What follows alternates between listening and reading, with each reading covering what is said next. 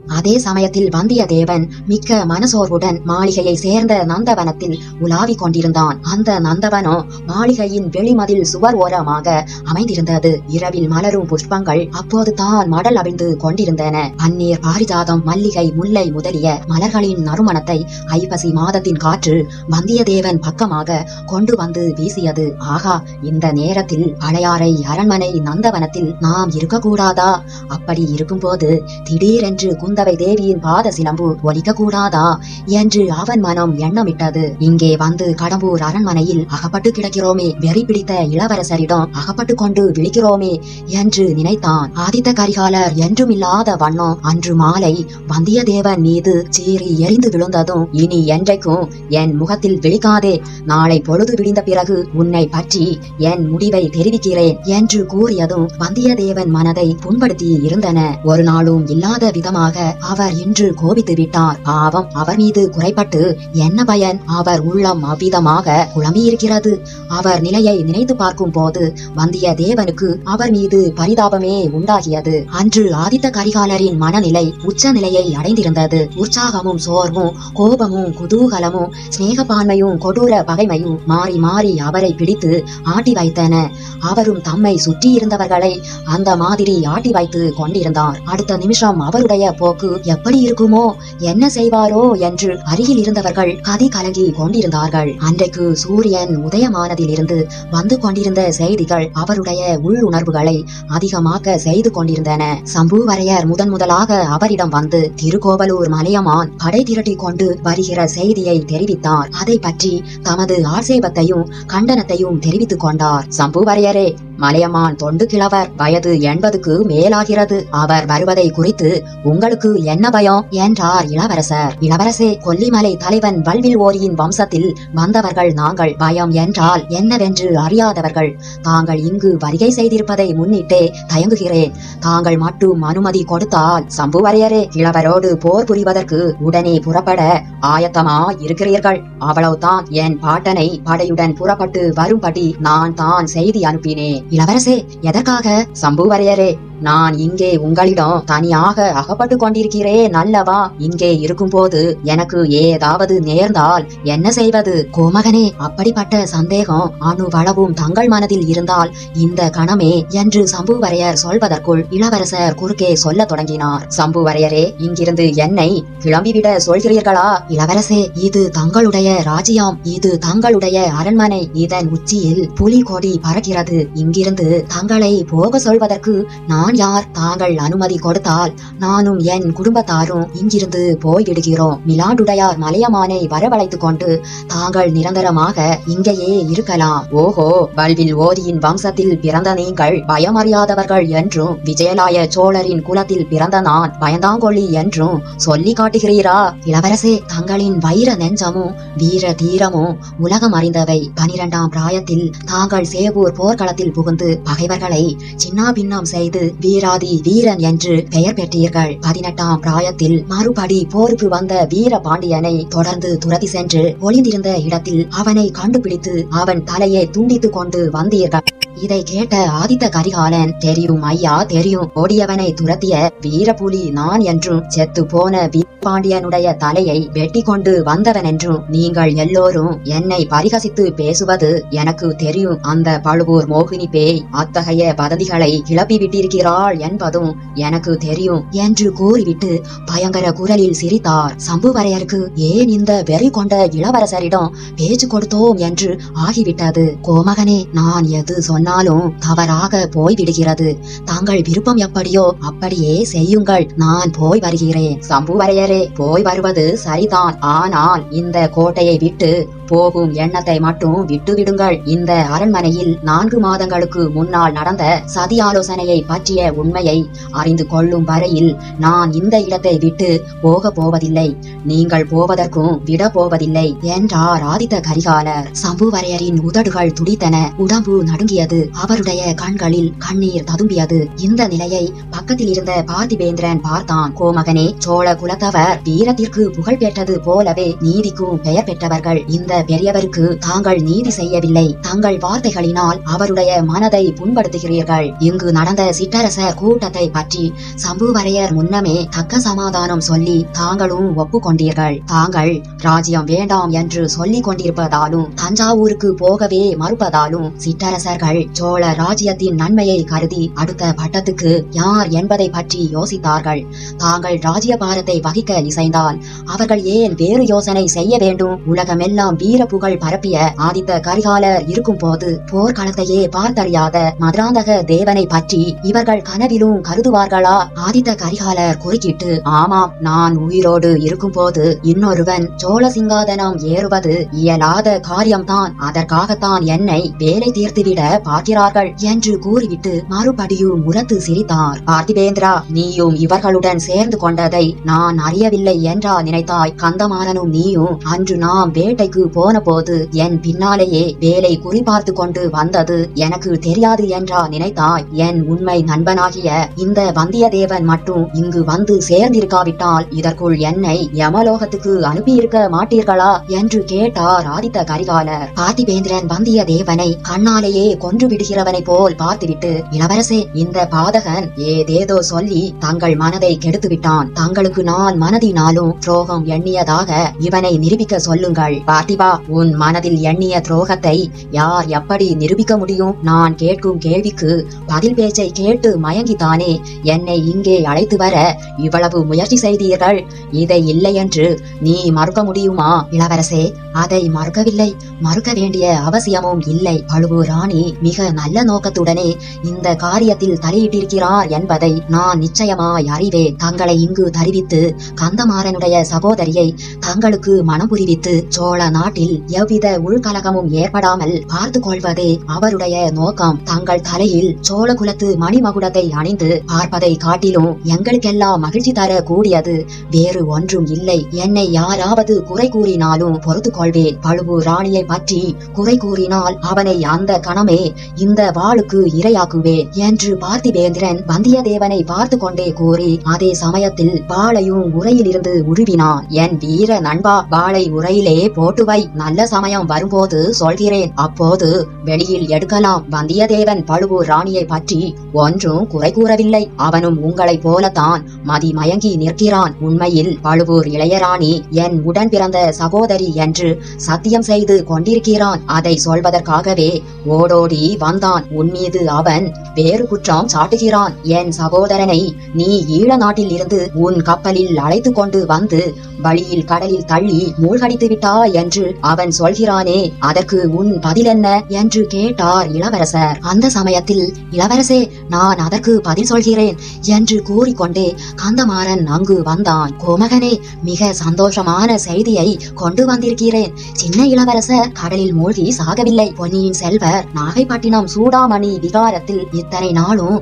மறைந்திருந்து வந்தாராம். புயல் அடித்து கடல் பொங்கி நாகைப்பட்டினம் நகரில் புகுந்த போது அவர் வெளிப்பட நேர்ந்ததாம். லட்சக்கணக்கான ஜனங்கள் புடைசூழ இப்போது தஞ்சாவூரை நோக்கி போய்க் கொண்டிருக்கிறாராம் என்று கந்தமாறன் குதூகலத்துடன் கூறினான். இந்த செய்தியினால் கரிகாலர் உற்சாகமடைவார் என்று கந்தமாறன் எதிர்பார்த்ததில் அவன் பெரும் ஏமாற்றம் அடைந்தான். கரிகாலருடைய கோபம் இப்போது வேறு திசையில் திரும்பியது. என்ன, அருள்மொழி தஞ்சாவூரை நோக்கி போகிறானா? லட்சக்கணக்கான ஜனங்கள் புடைசூழ போகிறானா? எதற்காக? வல்லவரையா, நீ என்ன சொன்னாய்? இப்போது நடப்பதென்ன? என்னுடைய கருத்தை அறிந்து கொள்ளும் வரையில் அருள்மொழி நாகைப்பட்டினத்திலே இருப்பான் என்று சொன்னாய் அல்லவா? இப்போது ஏன் தஞ்சாவூரை நோக்கி போகிறான்? வந்தியத்தேவன் குறுக்கிட்டு பேசினான். இளவரசே, இளைய பிராட்டி அவ்வாறு தான் உறுதியாக கூறினார். அதற்கு பின்னர் என்ன காரணம் நேர்ந்ததோ தெரியவில்லை. நான் வேண்டுமானால் போய் பார்த்து வருகிறேன். நீயும் போய்விடுகிறேன் என்கிறாயே, நல்லது. எல்லோருமே என் விரோதிகள் ஆகிவிட்டீர்கள். உங்கள் சூழ்ச்சி எல்லாம் எனக்கு தெரிகிறது. அருள்மொழி ஏன் தஞ்சாவூரை நோக்கி போகிறான் என்று எனக்கு தெரியும். அது அந்த கொடும்பாளூர் பெரிய வேளானின் சூழ்ச்சி. அவனுடைய தம்பி மகளை என் சகோதரன் கழுத்தில் கட்டி அவர்களை சோழ சிங்காதனத்தில் ஏற்றி வைக்க வேண்டும் என்பது அந்த கிழவனுடைய விருப்பம். கொடும்பாளூர் வேளானும் தென் திசை படையுடன் தஞ்சையை நோக்கி வருவதாக கேள்விப்பட்டேன். என் சகோதரி இளைய பிராட்டியும் இந்த சூழ்ச்சியில் ஈடுபட்டிருக்கிறாள். ஆமாம், நீயும் கூடத்தான். இளவரசே, மன்னியுங்கள். பொன்னியின் செல்வருக்கும் இளைய பிராட்டிக்கும் அத்தகைய எண்ணம் சிறிதும் கிடையாது. இது சத்தியம். நான் வேண்டுமானால் போய் உண்மையை அறிந்து வருகிறேன் என்றான் வந்தியத்தேவன். வல்லவரையா, நீயும் போய் அவர்களுடைய சூழ்ச்சியில் கலந்து கொள்கிறேன் என்கிறாய். கந்தமாறா, இவனை உடனே பிடித்து இந்த அரண்மனையில் சுரங்க சிறை ஏதாவது இருந்தால் அதில் அடைத்துவிடு. இவ்வாறு இளவரசர் கூறியதும் கந்தமாறன் வெகு குதூகலத்துடன் வந்தியத்தேவனை அணுகினான். உடனே கரிகாலர் தமது கட்டளையை மாற்றிக்கொண்டு, வேண்டாம், சோழ குலத்தவர்கள் நீதி தவறாதவர்கள். குற்றம் நிச்சயமாகிற வரையில் தண்டிக்க மாட்டார்கள். வல்லவரையா, இனிமேல் இன்று முழுவதும் என் முகத்தில் விழிக்காதே. அதுதான் உனக்கு தண்டனை. உன்னை தஞ்சைக்கு அனுப்புகிறேனா சிறைக்கு அனுப்புகிறேனா என்பதை பற்றி நாளைக்கு சொல்கிறேன். போ போ, இனி ஒரு நொடியும் இங்கே நிற்காதே, போய்விடு என்றார் இளவரசர். கரிகாலருடைய முகத்தை அப்போது வந்தியத்தேவன் பார்த்தான். அவருடைய கடை கண்ணின் சைகை இதெல்லாம் விளையாட்டு என்று குறிப்பிடுவது போல் தோன்றியது. ஆயினும் கோபவெறி கொண்டிருந்த இளவரசர் பக்கத்தில் இல்லாமல் இருப்பதே நல்லது என்று ஒரு நொடியில் தீர்மானித்துக் கொண்டு வந்தியத்தேவன், இளவரசே, தங்கள் சித்தம் என் பாக்கியம் என்று சொல்லிவிட்டு வெளியேறினான். பின்னர் அன்று பிற்பகலில் இளவரசரின் கட்டளையின் காரணமாக சம்புவரையரும் பார்த்திபேந்திரனும் திருக்கோவலூர் கிழாரை எதிர்கொண்டு அழைத்து வருவதற்காக போனார்கள் என்று வல்லவரையன் வந்தியத்தேவன் தெரிந்து கொண்டான். பின்னர் இளவரசரும் கந்தமாறனும் நெடுநேரம் ரகசியமாக பேசிக் கொண்டிருந்ததையும் அறிந்தான். இந்த சம்பவங்களெல்லாம் வந்தியத்தேவனுக்கு மிக்க மனசோர்வை உண்டாக்கி இருந்தன. மறுநாள் காலையில் இளவரசர் தனக்கு என்ன கட்டளை பிறப்பிப்பார்? தஞ்சாவூருக்கு போகும்படி பணிப்பாரா? வழியில் பழையாறைக்கு போகும்படியும் சொல்வாரா? சொன்னால் எவ்வளவு நன்றாயிருக்கும். இந்த கடம்பூர் வாழ்வு வந்தியத்தேவனுக்கு பிடிக்கவே இல்லை. இங்கே யாரும் உற்சாகமாக இருப்பதில்லை. இங்கே உள்ளவர்கள் எல்லோரும் எப்போதும் எதையோ பறி கொடுத்தவர்களைப் போல் இருக்கிறார்கள். சூரியன் மறைந்துவிட்டால் இந்த மாளிகை மனிதர்கள் வாழும் மாளிகையாகவே தோன்றவில்லை. பேய் பிசாசுகள் குடிக்கொண்டிருக்கும் பாழடைந்த மாளிகையாக தோன்றுகிறது. இங்கே இருந்து எப்போது எப்படி கிளம்ப போகிறோம்? இவ்வாறு வந்தியத்தேவன் எண்ணமிட்ட போது ஒரு பெண்ணின் குரல் ஐயோ பிசாசு என்று அலறியது அவன் காதில் விழுந்தது. ஒரு பெண்ணின் அலறல் சத்தம் வந்தியத்தேவன் காதில் விழுந்தது. ஐயோ பிசாசு என்ற பயம் நிறைந்த குரல் வந்த திசையை நோக்கி வந்தியத்தேவன் விரைந்து ஓடினான். ஓடும் போதே அவன் உள்ளத்தில், இது மணிமேகலையின் குரல் அல்லவா? இவள் எதற்காக இந்த நேரத்தில் இங்கு வந்தாள்? எதை பார்த்துவிட்டு இப்படி அலறினாள்? பிசாசு என்பது ஒன்றும் இருக்க முடியாது. பின் என்னவா இருக்கும்? குரலில் உண்மையான பயம் தெரிகிறதே. அவளை இப்போது நாம் அணுகி செல்வதிலிருந்து ஏதாவது தொல்லை ஏற்படுமோ? அவளுடைய தமையனோ நம்மை கடித்து தின்றுவிட வேண்டும் என்றிருக்கிறான். ஆதித்த கரிகாலர் வெறி கொண்டிருக்கிறார். பழுவூர் ராணி மனதில் என்ன வஞ்சகம் வைத்திருக்கிறாளோ தெரியவில்லை என்ற எண்ணங்கள் வேகமாக தோன்றி மறைந்தன. இப்படி உள்ளத்தில் கலக்கம் இருந்தபடியால் அவன் கவனக்குறைவு அடைந்திருந்தான். திடீரென்று ஓர் பன்னீர் மரத்தின் வேர் தடுக்கி தரையில் விழுந்தான். மேல் துணி பக்கத்தில் இருந்த பூம்புதரில் சிக்கிக் கொண்டது. விழுந்தவன் சமாளித்து எழுந்து உட்கார்ந்து மேல் துணியை மெல்ல எடுக்க முயன்றான். எத்தனையோ பகைவர்களும் சதிகாரர்களும் செய்ய முடியாத காரியத்தை இந்த சிறிய மரத்தின் வேர் செய்துவிட்டதே, நம்மை கீழே தள்ளிவிட்டதே. இது ஏதேனும் அவசகுணத்துக்கு அறிகுறியோ அல்லது நம்மை ஆபத்துக்கு உள்ளாக்காமல் இந்த மரவேர் தடுத்து ஆள்கொள்கிறதோ என்று எண்ணி வந்தியத்தேவன் தனக்கு தானே புன்னகை புரிந்து கொண்டான். அந்த சமயம், அம்மா எங்கே இருக்கிறீர்கள் என்ற குரல் கேட்டது. அது சந்திரமதியின் குரல். சந்திரமதி, இங்கே தான் இருக்கிறேன். அல்லிக்குளத்தின் அருகில் இருக்கிறேன், சீக்கிரம் வா என்றது மணிமேகலையின் குரல். காலடி சத்தங்கள் கேட்டன. காலில் அணியும் கொலுசுகளின் இனிய ஒலிகளும் கேட்டன. அல்லிக்குளம் என்று மணிமேகலை கூறியது அந்த பூங்காவனத்தின் மத்தியில் செய்குன்றத்தின் அருகில் இருந்த சிறிய பளிங்குக்கல் குளத்தை தான். அந்த குளம் அல்லிப்பூவின் வடிவத்தில் அமைக்கப்பட்டிருந்தது. அதில் சில அல்லி கொடிகளும் செங்கழுநீர் கொடிகளும் இருந்தன. அந்த சமயம் சில மலர்களும் இருந்தன. இந்த அல்லி குளத்தை முன்னமே வந்தியத்தேவன் பார்த்திருந்தான். அதன் அருகிலே தான் தானும் விழுந்திருக்க வேண்டும். நல்ல வேளையாக அந்த பெண்கள் இருவரும் நம்மை கவனிக்கவில்லை. பகல் வேளையாக இருந்து நாம் விழுந்ததை அவர்கள் பார்த்திருந்தால் கலகலவென்று சிரித்து நம்முடைய மானம் போகும்படி செய்திருப்பார்கள். இப்போது மணிமேகலையின் துணைக்கு சந்திரமதி வந்துவிட்டபடியால் இந்த பெண்களுக்கு தெரியாமலேயே நாம் இங்கிருந்து நழுவி போய்விடல். இவ்வாறு வந்தியத்தேவன் பண்ணி கொண்டிருக்கும் போது அந்த பெண்களின் பேச்சு அவன் காதில் விழுந்தது. அம்மா, எதை கண்டு பயந்தீர்கள்? ஏன் அப்படி கூச்சலிட்டீர்கள் என்று கேட்டாள் சந்திரமதி. அடியே சந்திரமதி, அந்த மதில் சுவரை பாரடி. அதன் மேலே ஏதோ தெரிந்தது. தலையில் சடையும் முகத்தில் தாடியும் மீசையுமாக ஓர் உருவம் தெரிந்தது. அதன் கழுத்தில் சொல்ல பயமா இருக்கிறது. மண்டை ஓட்டு மாலை ஒன்று அணிந்திருந்தது. நான் கூச்சலிட்டதும் அது மறைந்து விட்டது என்றாள் மணிமேகலை. இளவரசி, நன்றா இருக்கிறது. தங்களுடைய மனப்பிராந்தி தான் அது. பேயும் இல்லை, பிசாசும் இல்லை. இவ்வளவு உயரமான மதில் சுவரின் மேல் யாரும் வந்து உட்கார்ந்திருக்கவும் முடியாது என்றாள் சந்திரமதி. சந்திரமதி, என் மனப்பிராந்தியில் அப்படி பேய் பிசாசு ஒன்றும் தோன்றுவது வழக்கமில்லை. இளவரசி, மனிதனை போன்ற வடிவழகரின் முகம்தான் உங்கள் கனவிலும் நனவிலும் தோன்றுவது வழக்கம். அடியே சந்திரமதி, இப்போது கூட உனக்கு விளையாட்டா?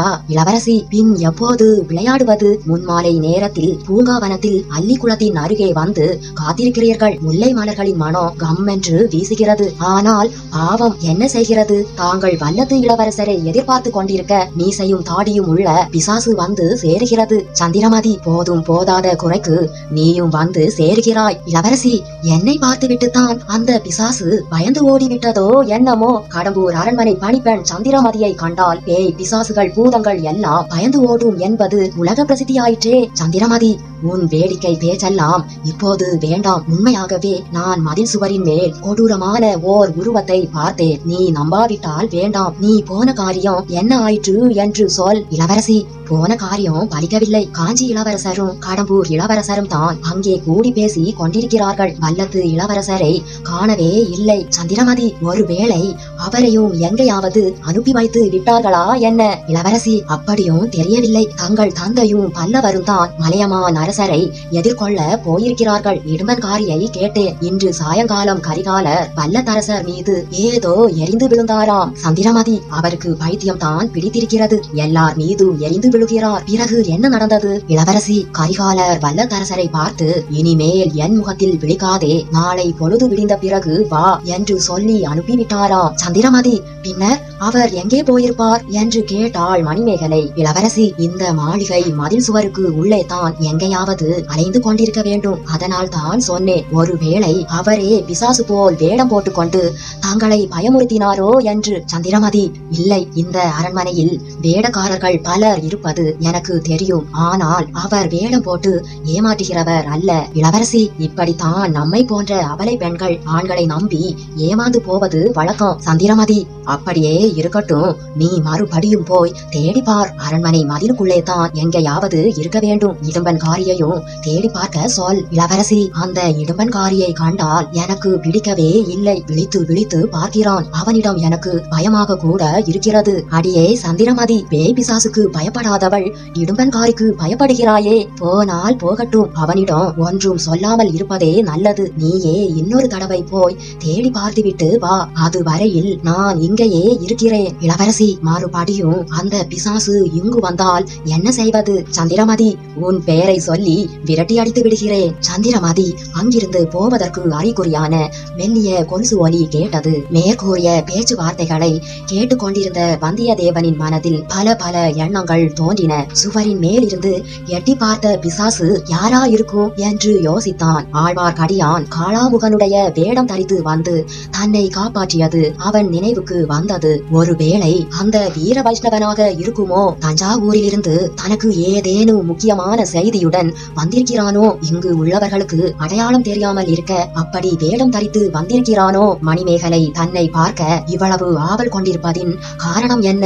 எதற்காக தோழியை அனுப்பி தேடி அழைத்து கொண்டு வர சொல்கிறாள்? மணிமேகலையின் மனநிலை வந்தியத்தேவனுக்கு ஒருவாறு தெரிந்திருந்தது. அதனாலேயே அவள் அருகில் அதிகமாக நெருங்காமல் இருந்து வந்தான். கந்தமாறனுடைய பகைமையை இன்னும் தூண்டிவிடாமல் இருக்கவும் விரும்பினான். இருந்தாலும் இப்போது நந்தவனத்தில் வந்து தனிமையாக உட்கார்ந்து கொண்டு தன்னை அழைத்து வர சொல்லி இருக்கிறாள். ஏதோ முக்கியமான காரியம் இல்லாவிட்டால் இவ்வளவு துணிச்சலான காரியத்தில் இறங்கி இருக்க மாட்டாள். பாவம், அவளுக்கு ஏதாவது சங்கடம் நேர்ந்திருக்கிறதோ என்னமோ, அல்லது நந்தினி அவளிடம் ஏதாவது செய்தி சொல்லி அனுப்பியிருக்கிறாளோ. கடவுளே, இங்கே இந்த கடம்பூர் அரண்மனையில் உள்ளவர்கள் ஒவ்வொருவரும் மனதில் ஏதோ ஒன்றை மறைத்து வைத்து கொண்டிருக்கிறார்கள். சற்று முன்னால் மணிமேகலை கூறியது ரொம்ப உண்மை. எல்லோருமே வஞ்சக வேடர்கள். இவர்களுக்கு மத்தியில் இந்த பேதை பெண் அகப்பட்டு கொண்டு திண்டாடுகிறாள். பழுவூர் ராணி இந்த பெண்ணை எந்த தீய காரியத்துக்கு பயன்படுத்த திட்டமிட்டிருக்கிறாளோ தெரியவில்லை. மணிமேகலையின் மனதில் ஏதோ சந்தேகம் தோன்றியிருக்க வேண்டும். ஏதோ ஓர் அபாயத்தை அவள் எதிர்பார்த்திருக்க வேண்டும். ஆகையினாலேயே அவள் தன்னுடைய உதவியை நாடுகிறாள். அந்த கள்ளங்கபடமற்ற பேதை பெண் முன்னொரு சமயம் தனக்கு செய்த உதவியை வந்தியத்தேவன் நினைத்து பார்த்து கொண்டான். அவளுக்கு உண்மையாகவே ஏதேனும் துன்பம் நேர்ந்திருந்து தன்னுடைய உதவியை கேட்பதா இருந்தால் அதை மறுப்பது நன்றி கொன்ற பாதகம். எப்படி இருந்தாலும் உண்மையை தெரிந்து கொள்வதற்கு இது ஒரு நல்ல சந்தர்ப்பம். சந்திரமதி போய்விட்டாள். மணிமேகலை தனியாக இருக்கிறாள். யார் கண்டது அவளுடைய உதவி தனக்கு மறுபடியும் தேவையா இருக்கக்கூடும். அவளுடைய சகாயத்தினால் இந்த சூழ்ச்சி குடிக்கொண்ட அரண்மனையை விட்டு போக முடிந்தால் கூட நல்லதுதான். எதற்கும் அவளிடம் இந்த சமயம் போய் கேட்டு உண்மையை தெரிந்து கொள்ளலாம். அள்ளி குளத்தின் கரையில் இருந்த பளிங்கு கல் மேடையில் மணிமேகலை உட்கார்ந்திருந்தாள். திடீரென்று தனக்கு பின்னால் காலடி சத்தம் கேட்டு திடுக்கிட்டு திரும்பி பார்த்தாள். மிக சமீபத்தில் வந்திருந்த உருவத்தை கண்டு அவசரமாக எழுந்தபோது கால் தடுமாறி பின்னால் இருந்த குளத்தில் விழப்போனாள். ராஜகுமாரி, நான் தான் என்று கூறிக்கொண்டே வந்தியத்தேவன் மணிமேகலையை தாங்கி பிடித்து கொண்டான். மணிமேகலையின் உடல் சிலிர்த்தது. இயற்கையாக ஏற்பட்ட கூச்சத்தினால் அவனுடைய கரங்களை பற்றி அப்பால் தள்ளிவிட்டு தன்னை விடுவித்துக் கொள்ள பார்த்தாள். ஆனால் அதற்கு வேண்டிய பலம் அப்போது அவளுடைய கரங்களில் இல்லை. அந்த முயற்சியில் மறுபடியும் பின்னாலே தான் சாயும்படி நேர்ந்தது. வந்தியத்தேவன் இன்னும் கெட்டியாக அவளை பிடித்து தாங்கி முன்பக்கமாக கொண்டு வந்தான். மணிமேகலை பெரும் முயற்சி செய்து தன்னை சுதாரித்துக் கொண்டு, விடுங்கள், என்னை தொடாதீர்கள் என்று கோப குரலில் கூறினாள். வந்தியத்தேவன் அவளை விட்டுவிட்டு, ராஜகுமாரி, மன்னிக்க வேண்டும் என்றான். மணிமேகலை இன்னமும் படபடப்பு நீங்காத தழுதழுத்த குரலில், தங்களை நான் எதற்காக மன்னிக்க வேண்டும் என்று கேட்டாள். இளவரசி, திடீரென்று வந்து தங்களை திடுக்கிட செய்ததற்காகத்தான். ஐயா, வந்தது தான் வந்தீர்கள், எதற்காக என்னை தொட்டு பிடித்துக் கொள்ள வேண்டும் என்று மணிமேகலை கேட்ட குரலில் அவள் தன்னை நன்றாக சுதாரித்துக் கொண்டு விட்டாள் என்பது தெளிவானது. இளவரசி, தாங்கள் குளத்தில் விழாமல் பிடித்துக் கொண்டே. ஐயா, அழகா இருக்கிறது. அன்று ஏரியில் விழுந்து நான் மூழ்கி தத்தளித்த போது இவ்வளவு பரிவு காட்டவில்லையே. இந்த முழங்கால் அளவு தண்ணீர் உள்ள குளத்தில் நான் விழாமல் காப்பாற்றுவதற்கு வந்துவிட்டீர்களே. இளவரசி, அது என் குற்றம்தான். ஐயா, நீங்கள் ஒரு குற்றமும் செய்யவில்லை. குற்றமெல்லாம் என்னுடையது. இளவரசி, அது எப்படி? தாங்கள் குற்றம் எதுவும் செய்யவில்லையே. என் மீது ஏதோ கோபத்தினால் இவ்விதமாக சொல்கிறீர்கள். ஐயா, முன்னொரு நாள் தாங்கள் வேட்டை மண்டபத்துக்கு உள்ளிருந்து திடீரென்று நான் இருந்த அறையில் புகுந்தீர்கள். அன்றைக்கும் என்னை திடுக்கிட வைத்தீர்கள். அப்போதே நான் கூக்குரலிட்டு தங்களை என் தந்தையிடம் பிடித்து கொடுத்திருக்க வேண்டும். இளவரசி, அன்றைக்கு என்னை பெரும் அபாயத்திலிருந்து காப்பாற்றினீர்கள். அதை என்றைக்கும் நான் மறக்க மாட்டேன். ஐயா, அதற்கு பதில் தாங்கள் நன்றி செலுத்திய விதத்தை நானும் மறக்க மாட்டேன். நன்றி கெட்டவர்களிலே தங்களைப் போல் நான் பார்த்ததே இல்லை. இளவரசி, இது பெரிய அபாண்டம். எந்த விதத்தில் நான் நன்றி கெட்டவன்? சொல்லுங்கள் பார்க்கலாம். ஐயா, தங்களை யாரோ கொலைகாரர்கள் துரத்தி வருவதாக பொய் சொன்னீர்கள். நான் வேட்டை மண்டபத்துக்கு போய் பார்த்துவிட்டு வருவதற்குள் என்னிடம் சொல்லிக் கொள்ளாமலே திருடனை போல் ஓடிவிட்டீர்கள். இளவரசி, திருடனை போல் ஓடிவிட்டேன் என்றா சொன்னீர்கள்? ஐயா, திருடனை போல் என்று கூறியது தவறு. திருடனே தான். இளவரசி, அன்று நான் எவ்வளவு இக்கட்டான நிலைமையில் இருந்தேன் என்பது தங்களுக்கு தெரியாது. ஐயா, தெரியாதவர்களுக்கு தாங்கள் தெரியப்படுத்தி இருக்கலாமே. யார் வேண்டாம் என்று தடுத்தார்கள்? இளவரசி, தங்கள் தோழி சந்திரமதி தான். தாங்கள் வேட்டை மண்டபத்துக்குள் சென்றதும் சந்திரமதி இன்னொரு வாசல் வழியாக வந்துவிட்டாள். அவள் கண்களில் படாமல் இருப்பதற்காக யாழ் களஞ்சியத்தில் மறைந்து கொண்டேன். வல்லவரையரே, பிறகு அங்கிருந்து மாயமாய் மறைந்து போய்விட்டீர்களோ? இளவரசி, இல்லை, மச்சுப்படி ஏறி மாடங்களை எல்லாம் தாண்டி மதில் சுவர் மேலும் ஏறி குதித்துத்தான் போனேன். அன்று என்னை யாராவது கண்டுபிடித்திருந்தால் நான் ஏற்றுக்கொண்டிருந்த காரியமோ கெட்டிருக்கும். தங்களுக்கும் வசை சொல் ஏற்பட்டிருக்கும். ஐயா, இந்த பேதை பெண்ணை பற்றி தங்களுக்கு எவ்வளவு கவலை? இளவரசி, உண்மையாகவே கவலைதான். ஐயா, அப்படியானால் இங்கே தாங்கள் திரும்பி வந்து இத்தனை நாள் ஆயிற்றே, சொல்லாமல் ஓடி போன காரணத்தை சொல்லி இருக்கலாமே இளவரசி.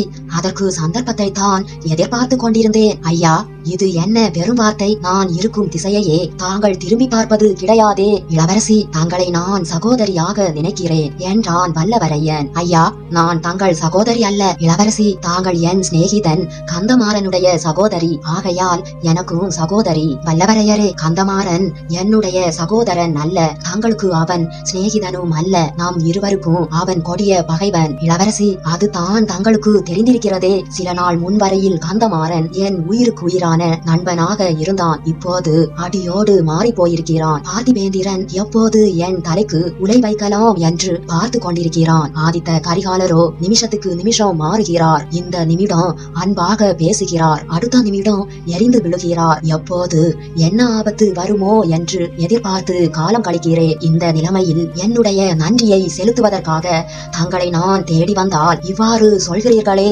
ஐயா. தங்களை காப்பாற்றிக் கொள்வதில் தாங்கள் இவ்வளவு ஊக்கமா இருப்பது பற்றி நான் மிக்க மகிழ்ச்சி அடைகிறேன் இளவரசி. என்னை பற்றி நான் கவலைப்படவில்லை, என் உயிரை பற்றியும் கவலைப்படவில்லை. தங்களுக்கு என்னால் தீங்கு எதுவும் நேராமல் இருக்க வேண்டும் என்று நான் கவலைப்பட்டு கொண்டிருக்கிறேன். ஐயா, கவலைப்பட்டு உருகி கொண்டே இருக்கிறீர்கள். ஆண் மக்கள் எல்லோருமே வஞ்சகர்கள் என்று சந்திரமதி சொல்வாள். அது உண்மை என்று இப்போது தான் நிச்சயமாகிறது. யார் என்ன சொன்னாலும் சரிதான். என் உயிர் உள்ளவரையில் தங்களை நான் மறக்க மாட்டேன். தாங்கள் எனக்கு செய்த உதவியையும் மறக்க மாட்டேன். மணிமேகலை சிறிது சிந்தனையில் ஆழ்ந்திருந்து விட்டு, ஐயா, இப்போது தாங்கள் சொன்னதை இன்னொரு தடவை சொல்லுங்கள் என்றாள். இளவரசி, 1000 தடவை வேண்டுமானாலும் சொல்கிறேன். என் உயிர் உள்ளவரையில் தாங்கள் செய்த உதவியை மறக்க மாட்டேன் என்று வந்தியத்தேவன் உறுதியுடன் கூறினான். ஐயா, 1000 தடவை சொன்னால் மட்டும் என்ன பயன்? அதை நிறைவேற்ற முயற்சி எடுக்க வேண்டும் அல்லவா இளவரசி? எந்த விதத்தில் முயற்சி எடுப்பது? ஐயா, தங்கள் உயிர் உள்ள வரையிலே தான் எனக்கு நன்றி செலுத்துவீர்கள். ஆகையால் தங்கள் உயிரை முதலில் காப்பாற்றிக் கொள்ள வேண்டும். தங்களுக்காக இல்லாவிட்டாலும் எனக்காக காப்பாற்றிக் கொள்ளுங்கள் இளவரசி. இது என்ன? ஐயா, உண்மையை சொல்லுங்கள். சற்று முன்னால் நானும் என் தோழியும் பேசிக் கொண்டிருந்ததை தாங்கள் கேட்டுக்கொண்டு இருந்தீர்களா இளவரசி? மன்னிக்க வேண்டும். ஐயோ பிசாசு என்று தாங்கள் கூவியதை கேட்டு ஓடி வந்தேன். அதற்குள் தங்கள் தோழி சந்திரமதி வந்துவிட்டாள். உங்களுடைய பேச்சை கேட்கும்படி நேர்ந்து விட்டது. ஐயா, தங்களை எப்படியாவது தேடி பிடித்து அழைத்து வரும்படி அவளை நான் அனுப்பியது தெரியும் அல்லவா இளவரசி? காதில் விழுந்தது. அதனாலே தான் தங்களை அணுகி வந்தேன். ஐயா, இல்லாவிடில் என் அருகிலும் வந்திருக்க மாட்டீர்கள். அடடா, என்ன கரிசனம்! தாங்கள் எவ்வளவு கல் நெஞ்சரா இருந்தாலும் என் மனம் கேட்கவில்லை. தங்களுக்கு ஆபத்து என்றால் என்னால் பொறுத்து கொண்டிருக்க முடியவில்லை இளவரசி. என்னுடைய ஆபத்தான நிலைமை எனக்கு தெரிந்திருக்கிறது. எனக்கு தெரியாத புதிய ஆபத்து ஏதேனும் வரப்போகிறதா? ஐயா, இந்த அரண்மனையை விட்டு தாங்கள் உடனே போய்விடுங்கள் இளவரசி. என்னை புறங்காட்டி ஓட சொல்கிறீர்களா? ஐயா, போர்க்களத்தில் புறங்காட்டி ஓடக்கூடாது. சதிகாரர்களிடம் இருந்து தப்பி செல்வதில் குற்றம் என்ன இளவரசி? யார் சதிகாரர்கள்? ஐயா, கந்தமாறனும் பார்த்திபேந்திரனும் தான் இளவரசி. அவர்களுக்கு பயந்து நான் இந்த அரண்மனையை விட்டு ஓட முடியாது. ஐயா, என் தமையனால் தங்களுக்கு தீங்கு நேர்வதை அறிந்து நான் அதை சகித்துக் கொண்டிருக்க முடியாது இளவரசி. கந்தமாறனுடைய காரியங்களுக்கு தாங்கள் எப்படி பொறுப்பாவீர்கள்? ஐயா, என் காரணமாகவே கந்தமாறனும் பார்த்திபேந்திரனும் தங்களுக்கு தீங்கு இழைக்க பார்க்கிறார்கள் இளவரசி. தங்களுக்காக நான் துன்பம் அடைந்தால் அது என் பாக்கியம். தாங்கள் செய்த உதவிக்கு பதில் செய்ததாக எண்ணிக்கொள்வேன். ஓஹோ, நந்தினி தேவி கூறியது சரிதான் என்றாள் மணிமேகலை. இளவரசி, பழுவூர் இளையராணி தங்களிடம் என்ன கூறினாள்? ஐயா, உங்களிடம் உயிரை காப்பாற்றிக் கொள்ளும்படி சொன்னால் கேட்க மாட்டீர்கள். வேறு யுக்தி செய்ய வேண்டும் என்றார். ஐயா, தயவு செய்து தாங்கள் என்னுடன் வாருங்கள். பழுவூர் ராணி தங்களை ஏதோ ஓர் அவசர காரியமாக பார்க்க வேண்டுமா இளவரசி? அந்த அவசரமான காரியம் என்னவென்பது தங்களுக்கு தெரியும் அல்லவா? ஐயா, தெரியும். பழுவேட்டரையர் கொள்ளிடத்தை தாண்டும் போது படகு கவிழ்ந்து போய் விட்டதாக ஒரு செய்தி வந்திருக்கிறது இளவரசி. நானும் கேள்விப்பட்டேன். ஐயா, தாங்கள் உடனே போய் அதை பற்றிய உண்மையை தெரிந்து கொண்டு வர வேண்டுமா? அவ்விதம் தங்களிடம் பழுவூர் ராணி நேரில் கேட்டுக்கொள்ள போகிறார். வந்தியத்தேவன் சிறிது யோசித்துவிட்டு, இளவரசி, இதையெல்லாம் என்னிடம் முன்னால் கூற வேண்டாம் என்று பழுவூர் ராணி எச்சரிக்கவில்லையா? ஐயா, எச்சரித்தார்கள் இளவரசி. பின்னர் ஏன் இதை பற்றி என்னிடம் சொன்னீர்கள்? ஐயா, என் மனம் குழம்பியிருப்பது தான் காரணம். சில நாளைக்கு முன்னால் வரையில் நான் கள்ளங்கபடம் அறியாத பெண்ணா இருந்தேன். யாரை பற்றியும் எந்த விதமான சந்தேகமும் கொண்டதில்லை. யாரை பற்றியேனும் என் தோழிகள் குறை சொன்னாலும் நம்புவதில்லை. இப்போது எல்லோரையும் சந்தேகிக்கிறேன், எல்லாவற்றையும் சந்தேகிக்கிறேன். இளவரசி, என் முகத்தில் விழித்த நேரத்தினால் ஏற்பட்ட விபரீதம் போலிருக்கிறது. ஐயா, ஒரு விதத்தில் அது உண்மைதான். பழுவூர் இளையராணி தங்களை அழைத்து வரும்படி எனக்கு சொல்லி அனுப்பினார். அவருடன் பேசும்போது ஒரு சந்தேகமும் தோன்றவில்லை. எல்லாம் சரி என்று தோன்றியது. இப்பால் வந்ததும் அவர் மீதே எனக்கு சந்தேகம் ஏற்படுகிறது. இளவரசி, என்ன சந்தேகம்? நந்தினி தேவியின் மீது தங்களுக்கு என்ன சந்தேகம்? ஐயா, அவரும் சேர்ந்து தங்களுக்கு தீங்கு செய்ய எண்ணுகிறாரோ என்று தான். இளவரசி, இந்த சந்தேகம் ஏன் வந்தது? அவர் எனக்கு என்ன தீங்கு செய்ய முடியும்? ஐயா, அது என்னால் சொல்ல முடியாது. ஆனால் அவருடைய பேச்சும் நடவடிக்கைகளும் யோசித்து பார்த்தால் சந்தேகம் தோன்றுகிறது. அடிக்கடி ஒரு நீண்ட வாளை கையில் வைத்துக் கொண்டு ஏதேதோ பேசிக் கொண்டிருக்கிறார். இளவரசி, ஒரு பெண்ணின் கையில் உள்ள வாளை கண்டு நான் அஞ்சுவதில்லை. அதை காட்டிலும் ஐயா, அதை காட்டிலும் முகத்தில் உள்ள கண்களாகிய வாள்களுக்கு அஞ்சுவீர்கள். இது எல்லோரும் சொல்லும் கதைதான். நந்தினி தேவியின் வாளுக்கு மட்டும் தங்களை நான் பயப்பட சொல்லவில்லை. முதலில் தாங்கள் வேட்டை மண்டபத்தில் இருந்து நான் இருந்த அறைக்குள் வந்ததை ஞாபகப்படுத்தி கொள்ளுங்கள். இளவரசி, நன்றாக ஞாபகம் இருக்கிறது. ஐயா, கொலைகாரர்கள் சிலர் தங்களை தொடர்ந்து வந்ததாக சொன்னீர்கள். முதலில் அதை நான் நம்பவில்லை. பிறகு வேட்டை மண்டபத்துக்குள் போய் பார்த்தேன். அங்குள்ள மிருகங்களுக்கு பின்னால் சிலர் மறைந்திருப்பதாக தோன்றியது. அவர்கள் தங்களை கொல்ல வந்தவர்களா அல்லது தங்களுடனே வந்தவர்களா என்று அப்போது என்னால் நிச்சயிக்க முடியவில்லை. அவர்களை பற்றி சொன்னால் தங்களை பற்றியும் சொல்ல வேண்டியிருக்கும் அல்லவா? இளவரசி, எனக்கு தாங்கள் செய்த பேருதவி எவ்வளவு என்பதை இப்போது தான் நன்கு உணர்ந்து கொள்கிறேன். ஐயா, அதற்காக நான் அந்த விஷயத்தை இப்போது சொல்லவில்லை. சற்று முன்னால் நந்தினி தேவி தங்களை அழைத்து வரும்படி என்னை அனுப்பினார். உடனே ஏதோ அவரிடம் கேட்பதற்காக திரும்பி போனேன். கதவை தாளிட்டு கொண்டிருந்தார். உள்ளே வேட்டை மண்டபத்தில் இருந்து பேச்சு குரல்கள் லேசாக கேட்டன. ஐயா, என் சந்தேகத்தை தங்களுக்கு இப்போது சொல்லி விடுகிறேன். வேட்டை மண்டபத்தில் யாரோ ஆட்கள் வந்து ஒளிந்திருக்கிறார்கள் என்று தோன்றுகிறது. அவர்களுக்கும் பழுவூர் ராணிக்கும் ஏதோ சம்பந்தம் இருக்க வேண்டும் என்றும் சந்தேகிக்கிறேன். வந்தியத்தேவன் இப்போதுதான் நிலைமையின் முக்கியத்தை நன்கு உணர்ந்தான். இன்று ஏதோ விபரீத சம்பவம் நிகழப்போகிறது என்பதாக அவன் உள்ளுணர்ச்சி அவனுக்கு சொல்லிக் கொண்டே இருந்தது. மணிமேகலை கூறிய செய்திகள் அவன் உள்ளுணர்ச்சியை உறுதிப்படுத்தின. இளவரசி, எனக்கு தாங்கள் ஓர் உதவி அவசியம் செய்ய வேண்டும். ஐயா, என்னவென்று சொல்லுங்கள். இளவரசி, வேட்டை மண்டபத்துக்கு வெளியில் இருந்து சுரங்கப்பாதை மூலமாக வரும் வழி ஒன்றிருக்கிறது. இப்போது நந்தினி தேவி இருக்கும் மறை வழியாக போவதற்கும் ஒரு வாசல் இருக்கிறது. இவற்றை தவிர மூன்றாவது வழி ஒன்று இருக்கிறது அல்லவா என்று வந்தியத்தேவன் கேட்டான். ஐயா, ஆமாம், வேலைக்காரர்கள் போவதற்கென்று ஒரு வழி இருக்கிறது. அரண்மனைக்கு புதிதாக வரும் விருந்தாளிகளை அந்த வழியாகத்தான் என் தந்தை அழைத்து போவது வழக்கம். இளவரசி, அந்த வழியாக என்னை இப்போதே வேட்டை மண்டபத்துக்கு அழைத்து போங்கள். ஐயா, எதற்காக? இளவரசி, அங்கே வந்து ஒளிந்திருப்பவர்கள் யார்? அவர்கள் என்ன நோக்கத்துடனே வந்திருக்கிறார்கள் என்று கண்டுபிடிப்பதற்காகத்தான். ஐயா, தங்களை அபாயத்தில் இருந்து தப்புவிக்க வந்தேன். அபாயத்துக்கே இட்டு செல்லும்படி கேட்கிறீர்களே. இளவரசி, என் இடையில் எப்போதும் கத்தி இருக்கிறது. தெரியாமல் வரும் அபாயத்தை காட்டிலும் தெரிந்த அபாயத்தை எதிர்ப்பது எளிது. அபாயத்தை நாமே எதிர்கொண்டு போவது இன்னும் மேலானது. ஐயா, ஒரு நிபந்தனைக்கு சம்மதித்தால் தங்களை வேட்டை மண்டபத்துக்கு அழைத்து போவேன். ராஜகுமாரி, அது என்ன? ஐயா, நானும் தங்களுடன் வருவேன். என் இடையிலும் ஒரு சிறிய கத்தி வைத்துக் கொண்டிருக்கிறேன் என்று மணிமேகலை தன்னுடைய கத்தியை எடுத்து காட்டினாள். வந்தியத்தேவன் அதற்கு சம்மதம் கொடுத்தான். ஐயா, அப்படியானால் சீக்கிரம் என்னை பின்தொடர்ந்து வாருங்கள். சந்திரமதி இங்கே என்னை தேடி வருவதற்குள் போய்விட வேண்டும் என்றாள். நந்தவனத்தை கடந்து வந்தியத்தேவனை மணிமேகலை அழைத்து சென்றாள். பிறகு மாளிகையின் ஓரமாக சுவர்களின் கரிய நிழல் அடர்ந்திருந்த இடங்களின் வழியாக அழைத்து சென்றாள். பிறகு மாளிகையில் புகுந்து ஜனசஞ்சாரம் இல்லாத தாழ்வாரங்கள் நடைபாதைகள் வழியாக அழைத்து சென்றாள். பின்னர் கதவு சாத்தப்பட்டிருந்த ஒரு வாசற்படியின் அருகில் வந்தாள். அங்கேயே வந்தியத்தேவனை நிற்க செய்துவிட்டு விரைந்து சென்று ஒரு கை விளக்கை எடுத்து வந்தாள். கதவை திறந்து உள்ளே விளக்கை தூக்கி காட்டிய போது வரிசையாக படிக்கட்டுகள் அமைந்த குறுகிய நடைபாதை காணப்பட்டது. இருவரும் அந்த படிகளில் இறங்கி சென்றார்கள். சிறிது நேரம் சென்ற பிறகு முன்னால் சென்ற மணிமேகலை சட்டென்று நின்று மெல்லிய குரலில், நில்லுங்கள், ஏதோ காலடி சத்தம் போலிருக்கிறது, தங்களுக்கு கேட்கிறதா என்று கேட்டாள்.